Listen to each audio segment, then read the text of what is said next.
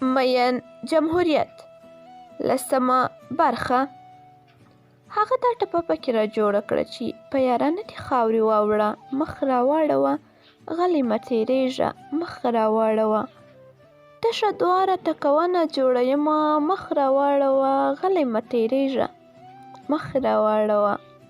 هغې هم سیالي وکړه ټپه یې پکښې جګه کړه وي زما او ستا یاري جوړېږي مخ را واړوه غلې مه تېرېږه مخ را واړوه. یو مې همزولی بل مین درباندې یمه مخ را واړوه.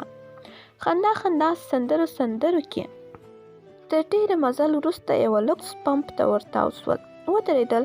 وزیر جمهور رئیس وپوښت دوکان نه چشت درته راواخلم نن درباندې د ځوانۍ څو شېبې تېروم. جمهور رئیس ځواب ورکړ زه ستا مهالویش کې کار نه لرم چې هر شی دې خوښیږي رااخله یم. وزیر ایسته کښته سوه. جمهور رئیس پسې دروازې قلف کړې. وزیره د پمپ دوکان ته ننوته ښه ډېره پکې ورکه وه. یو وخت د وزیر لاسونه له پلاستیکونو ډک دي او د شا دروازه ورته کوم کس خلاصه کړه. ټول شیان یې شا سیټ ته واچول. موټر ته کښېنسته. ویلې زما کسان هېڅ نه پوهېږي چې موټر کې څوک راسره دی او چېرته روانه یم. یوازې همدومره پوهېږي چې زموږ وزیره د بهرنیو چارو وزیره ده.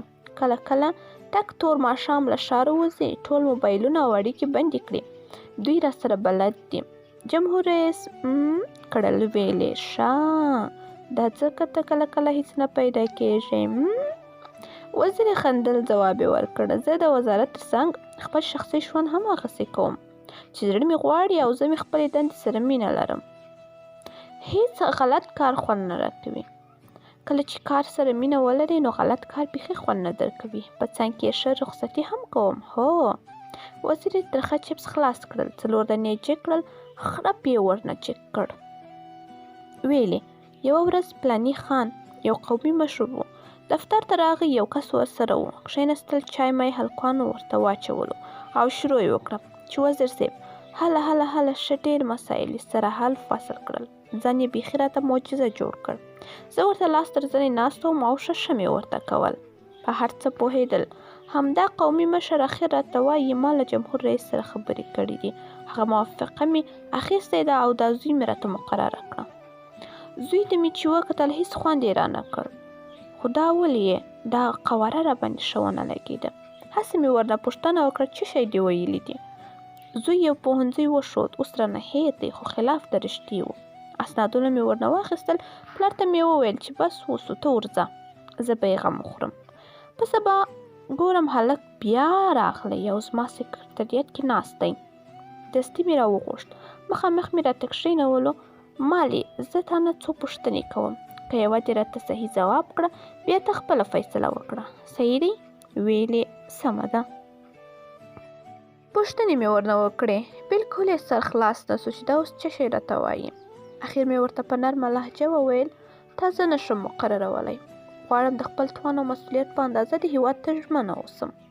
نور دې مه پلار په تکلیفوه او مه په تکلیفوه. ورسه په خپل رشته کې کار وکړه او دې وطن ته خیر ورسوه. دې وطن سره خپله رشته کې مینه وکړه. هلک ووت. څو ورځې ګورم شخصي نمبر نه مې یو میسیج راغی. یو نمبر دې لیکلی دی. اغلې وزیر صاحب ډېره مننه. ما خپله رشته کې دې وطن ته سره مینه شروع کړه. ژوند مې اسوده سوی. هر چیرې چې یې شاد او اباد اوسې.